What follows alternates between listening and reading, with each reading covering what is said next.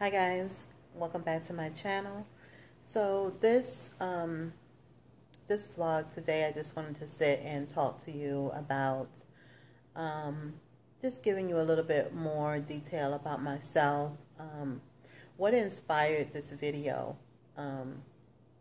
is a post that I read from one of my Facebook friends. I won't say her name, and I won't say word for word what her post said, but basically she was going through some stuff and she felt like she didn't know how much more she could take. And it touched me because there are many times in my life that I felt that way. And, you know, when you're in that dark place, you don't see the light at the end of the tunnel, and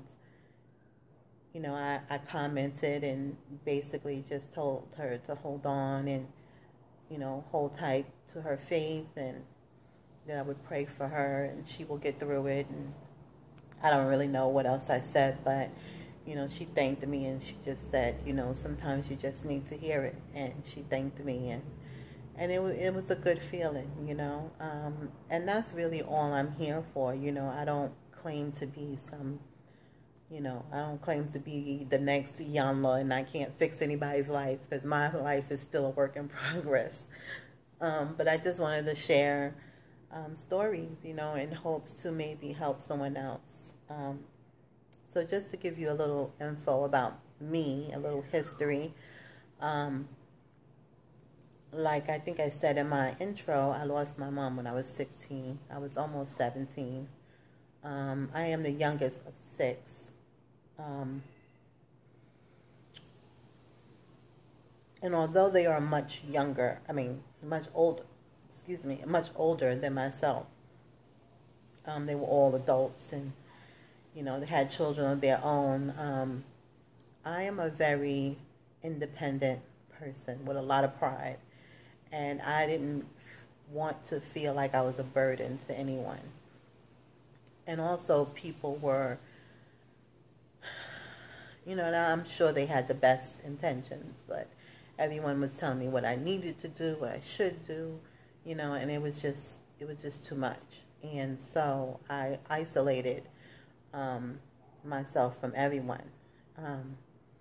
I stayed with my cousin. I stayed with a few people, but I'm going to credit her because she just let me grieve however I wanted to grieve. And that's what I needed. She just let me be. I wanted to be alone. She let me be alone. Her only requirement was that I ate, and I would not try to take my own life, which I did think about, because I didn't feel like I could live without my mom, but I didn't, thank God. I went to Job Corps when I was about 18. And there I met the most amazing woman. And she helped me slowly put back the pieces of my life. I won't say she gave me permission to be angry, but she let me know it was okay to be angry with my mom. Yeah, sad, yes, of course, I'm sad, but I'm also angry because she left me, and she was like, it's okay. If that's how you feel, that's fine. That's okay. You're young and you need your mom and she's not here, and that's okay to feel, angry that she's not. And she had me channel my feelings into writing, and I started writing poetry, and it was a healing process for me. And because when you're in that deep depression, though at the time I didn't know what that was really, what depression was really about. I know now, looking now, I know I was in a deep depression. And I was like that for a while, to be honest. I had went to college after Job Corps. I stayed in Job Corps for about 10 months. I got my GED because I left high school. So I got my GED, I got a trade, and I went straight to college. with the help of a lot of people. I went to SUNY Albany. I did not last. It was almost like, I've always been a goody, I guess you could say. And when I went to college, it was like, okay, you're in this place. You have no parents. And I just literally lost my mind.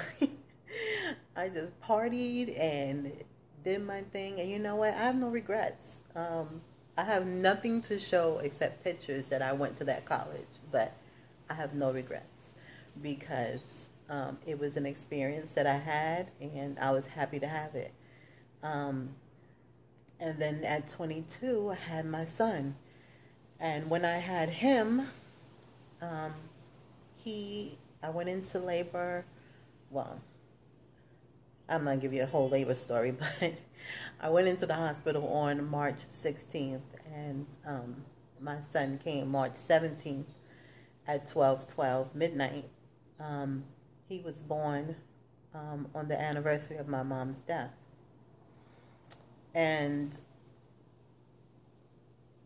I always say that, I'm going to try not to get emotional when I say this.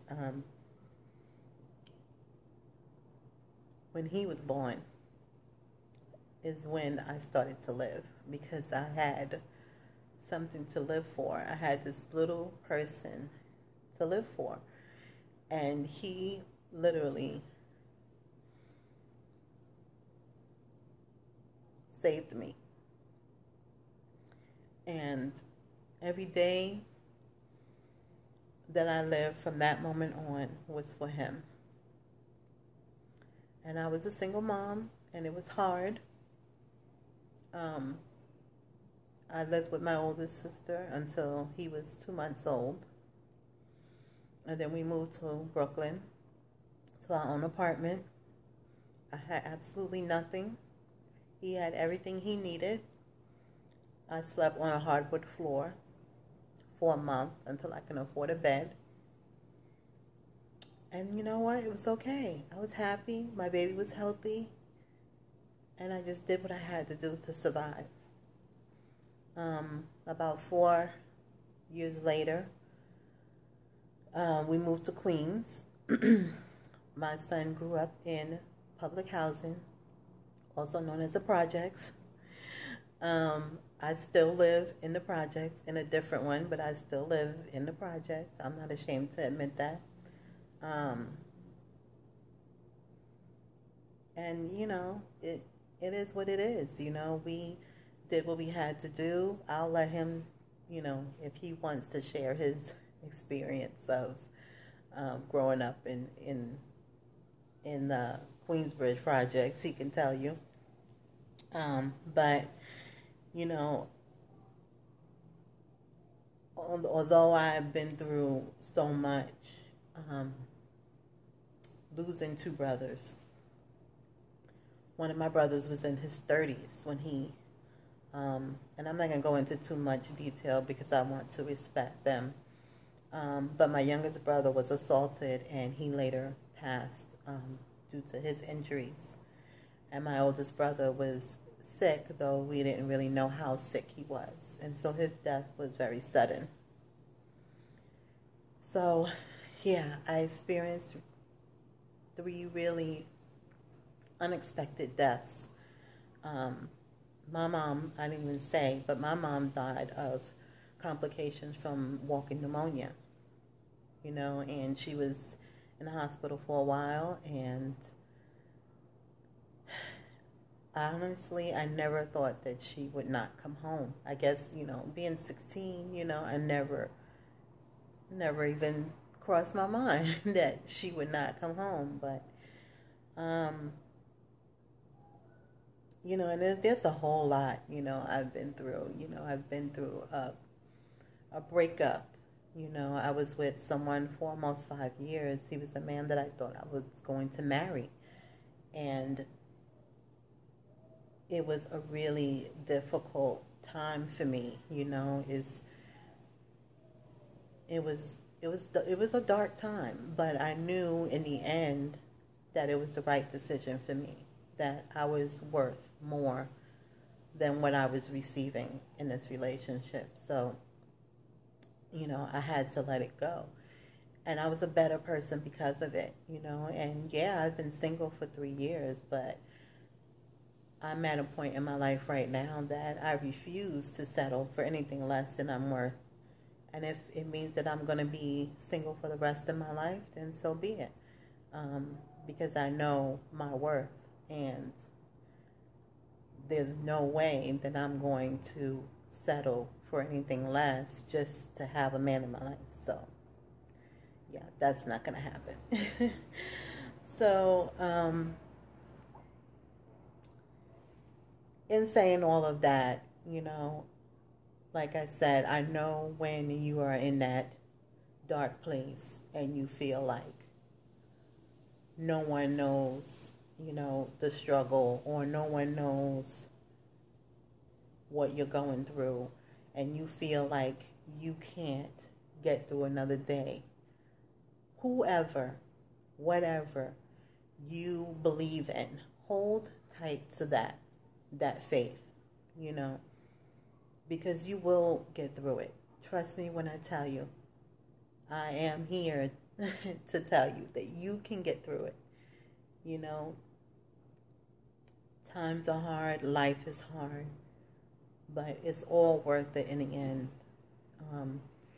Everything that you're going through is a true test of your faith. And everything I believe that you go through is a learning experience.